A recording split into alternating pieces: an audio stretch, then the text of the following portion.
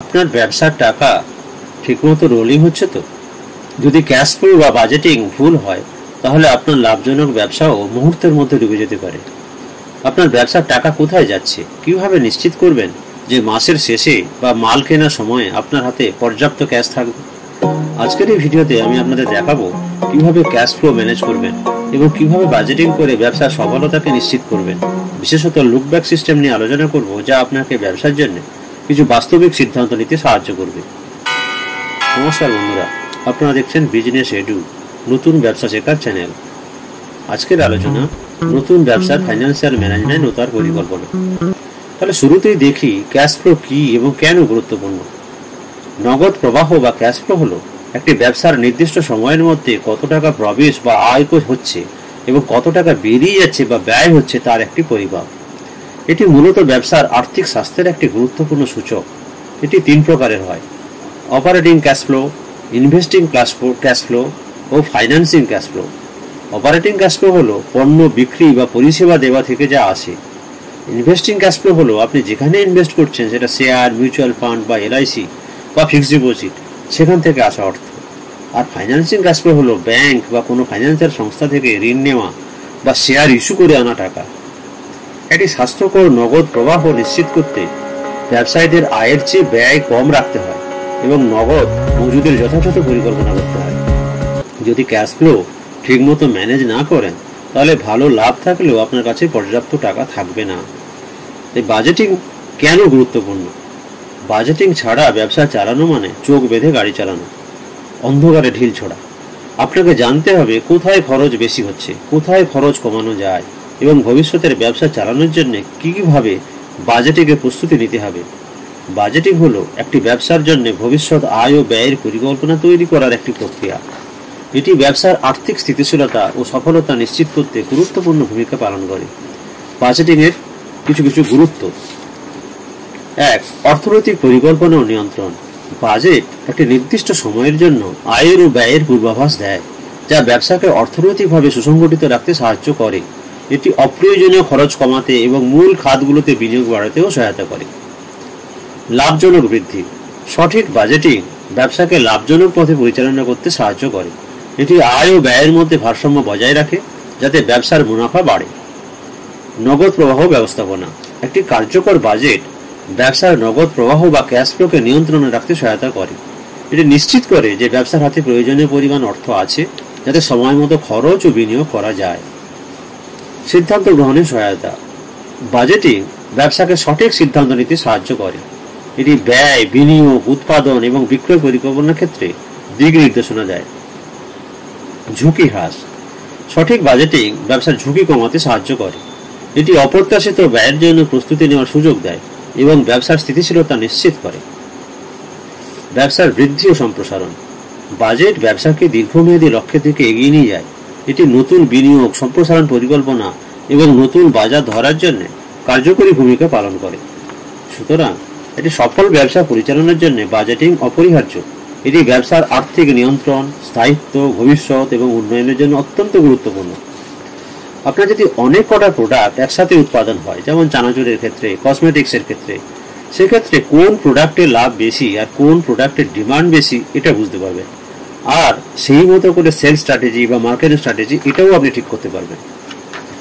ব্যবসার প্রাথমিক অবস্থায় মনে হবে যে সব খরচই গুরুত্বপূর্ণ, কিন্তু বাস্তবে তা নয়। আগে বিক্রয় বাড়ানো ভালো, পরিষেবা ও ভালো গুণগত মানের উপরে জোর দিন। তারপর কোন ক্ষেত্রে কতটা ব্যয় করা হবে সেটা সিদ্ধান্ত নেওয়া যাবে। যেমন ব্যবসা লেবার নির্ভর হবে, যাকে বলে লেবার ইন্টেন্সিভ, নাকি মেশিনারি নির্ভর হবে, যাকে বলে ক্যাপিটাল ইন্টেন্সিভ। ক্যাপিটাল ইন্টেন্সিভ হলে মেশিন বসানোর জায়গা, মেশিন পরিচালনার টেকনিশিয়ান এগুলো লাগবে।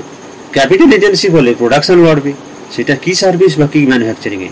সেই প্রোডাকশনের পরিমাণ ঠিকমতো সময়ে যদি বিক্রি না করা যায় তাহলে ঘরে স্টক পড়ে থাকবে, ক্যাশ আটকে থাকবে। আর সেলসের টিমকে জোরদারভাবে কাজে লাগাতে হবে। তাদের মাইনে, মাল বয়ে নিয়ে যাওয়ার সিস্টেম এগুলোও ডেভেলপ করতে হবে। আর লেবার ইন্টেন্সিভ হলে লেবার বেশি লাগবে ঠিক কথা, তাতে খরচ কম হবে, কিন্তু এদের ম্যানেজ করার দক্ষতা অবশ্যই লাগবে। মাল বিক্রির পর ক্যাশ যদি তার সঙ্গে সঙ্গে না আসে তাহলে পরের প্রোডাকশন সিস্টেমে কাঁচামালের যোগান হবে না, সিস্টেম বসে যাবে। তাই সব অবস্থায় প্ল্যান মাফিক বিশ্লেষণ থেকে তৈরি করতে হবে আর ফান্ড সাপোর্ট করছে কিনা তার বিবেচনাও রাখতে হবে। নতুন ব্যবসার জন্য বাজেটিং এর কৌশল। শূন্য ভিত্তিক বাজেটিং করুন, প্রতিটি খরচ যাচাই করুন এবং শুধুমাত্র প্রয়োজনীয় খরচকে বরাদ্দ করুন। 50-30-20 রুল ফলো করুন। ব্যবসার আয় 3 ভাগে ভাগ করুন। 50% প্রয়োজনীয় খরচ, স্টক বা কাঁচামাল ও তৈরি মালে, রেন্ট, স্টাফ পেমেন্ট, ইলেকট্রিক, পরিবহন, যাতায়াত ইত্যাদি খাতে ব্যয় করুন। 30% ব্যয় করুন উন্নয়নমূলক খরচে, মার্কেটিং, প্রযুক্তি উন্নয়ন, মেশিন, টুলস ক্রয়। 20% খরচ করুন সঞ্চয় ও জরুরি ফান্ডে, যেমন ডেলিভারি ভ্যান বা মেশিন, এগুলো খারাপ হলে সারাতে হবে বা ইমার্জেন্সি কোনো ফান্ড লাগলো, তার জন্য টাকা লাগবে, এই খাতে রাখুন। লুক ব্যাক সিস্টেম ব্যবহার করে আগের মাসগুলোর খরচ বিশ্লেষণ করুন, যাতে পরবর্তীতে সেই খরচগুলোকে ঠিকমতো মেপে করা যায়। অপ্রয়োজনীয় খরচ কমাতে প্রযুক্তি ব্যবহার করুন, ডিজিটাল টুলস, অ্যাকাউন্টসের সফটওয়্যার। এবার আসি ক্যাশ ফ্লো ম্যানেজ করার কিছু কৌশল। এখানেও ডিজিটাল টুলস ব্যবহার করা ভীষণ জরুরি।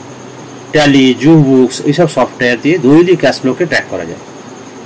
গ্রাহকের পেমেন্ট দ্রুত সংগ্রহ করুন ইলেকট্রনিক্স উপায় দিয়ে, পেটিএম হতে পারে, ইউপিআই হতে পারে, ব্যাংকের যে অ্যাপ আছে সেটা দিয়ে হতে পারে, ফোনপে, গুগল পে, এদের মাধ্যমে দ্রুত পেমেন্ট নিন। যাদেরকে মাল বিক্রি করছেন তাদের যে ক্রেডিট পিরিয়ড সেটাকে সংক্ষিপ্ত করুন। গ্রাহকদের কাছ থেকে সময় মতো পেমেন্ট সংগ্রহ করুন। স্টকের পরিমাণ নিয়ন্ত্রণ করুন। অতিরিক্ত স্টক ধরে না রেখে প্রয়োজন অনুযায়ী সরবরাহ নিশ্চিত করুন এবং স্টক কেনার সময়ও তাই, যতটা দরকার ততটা কিনুন। সঞ্চয় ও রিজার্ভ ফান্ড তৈরি করুন। ব্যবসার জন্য জরুরি অবস্থার সময় দ্রুত সমাধান আনতে ক্যাশ রিজার্ভ গঠন করা দরকার। আর খরচ কাটছাট করুন। অপ্রয়োজনীয় ব্যয় এগুলোকে শনাক্ত করে সেটা কমিয়ে ফেলুন। মহাজন বা ভেন্ডার যারা মাল সাপ্লাই করে তাদের পেমেন্ট দেওয়ার সময়টা কিছুটা বাড়িয়ে নিন, এতে ক্যাশ ফ্লো অনেকটা বজায় থাকবে। চেষ্টা করুন একই দিকে একই সময়ে ডেলিভারি সিস্টেম রাখতে, যাতে একই দিকে সবাইকে ডেলিভারি করা যায়। এতে কাউকে ধার দিলে তাকে বেশি মূল্যের মাল দেওয়ার দরকার পড়বে না। কম মাল, রেগুলার সাপ্লাই, ফ্রেশ মাল পাঠানোতে সেলস রিটার্নও কম আসে। টাকা ধার পড়ে থাকে না, সিস্টেম রেগুলার থাকে, ক্যাশ ফ্লো একটা সিস্টেমে প্রবাহিত হয়। ট্যালি বা বুকস ভারতের ছোট বড় বিভিন্ন ব্যবসাতে ক্যাশ ফ্লো ম্যানেজ করতে সহায়তা করে। এবার যেগুলো ছোটখাটো অনেক সফটওয়্যার বানায় অনেক সংস্থা, সেই সব ছোটখাটো সফটওয়্যারগুলোকে আপনার ব্যবসার জন্য ব্যবহার করুন, যেগুলো আপনার বাজেটের মধ্যে হতে পারে। একজন ব্যবসায়ী যদি সময় মতো ক্যাশ ফ্লো ট্র্যাক না করেন, তাহলে দেখা যায় যে মাসের শেষে ইনভেন্টরির জন্য সব টাকা চলে যাচ্ছে, অথচ অন্য খরচ চালানোর মতো টাকা তার হাতে থাকছে না। এর সমাধান হলো সাপ্তাহিক ভিত্তিতে ক্যাশ ফ্লোকে বিশ্লেষণ করুন। এবার কিছু টিপস দেওয়া যাক। ক্যাশ ফ্লো এবং বাজেটিং যদি ঠিকমতো করতে চান তাহলে লুক ব্যাক সিস্টেম ব্যবহার করুন। সপ্তাহে একবার ব্যালেন্স শিট রিভিউ করুন। বিনিয়োগ এবং খরচের মধ্যে সঠিক সামঞ্জস্য বজায় রাখুন। ডিজিটাল পেমেন্ট ব্যবহার করে ক্যাশ ইনফ্লোকে দ্রুত করান। বিভিন্ন অ্যাকাউন্টের সফটওয়্যার ব্যবহার করে ক্যাশ ফ্লোকে স্বয়ংক্রিয় করুন। ক্রেডিট পিরিয়ড কমিয়ে আনুন। পেমেন্ট সংগ্রহ দ্রুত করুন। বিনিয়োগ এবং স্টকের মধ্যে ব্যালেন্স রক্ষা করুন আর একই লাইন আপে ব্যবসা করুন। এই কৌশলগুলি যদি আপনি অনুসরণ করেন তাহলে নিশ্চিতভাবে আপনার ব্যবসার ক্যাশ ফ্লো থাকবে স্ট্রং আর বাজেটিং হবে নিখুঁত। ভিডিওটি যদি এই পর্যন্ত ভালো লাগে তাহলে বিজনেস এডু চ্যানেলকে অবশ্যই লাইক, শেয়ার এবং চ্যানেলটি সাবস্ক্রাইব করুন। আপনার মতামত কমেন্টে জানান। ভালো থাকুন, ধন্যবাদ। দেখা হবে পরের ভিডিও। নমস্কার।